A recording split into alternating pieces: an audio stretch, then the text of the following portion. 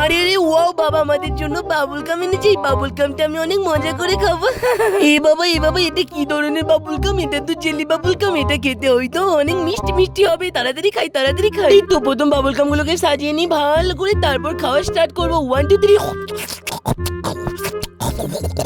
অনেক ভালো খেতে। আরে রে এটা কি কলা? এটাকেও খেয়ে নি। বাবুল গাম গুলো খেয়ে পেট ভরলো না। আর এই ফ্রুটিটা আছে না, এটাকেও লুকিয়ে লুকিয়ে খেয়ে নি। মা দেখতে পেলে আমাকে এত বকা দেবে না।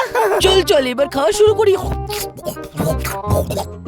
বাবারে। এই বন্ধুরা, তোমরা একটা লাইক আর সাবস্ক্রাইব করে দাও। আর তোমরা কোন ফল খেতে সব থেকে বেশি ভালোবাসো কমেন্টে জানাও। বাই।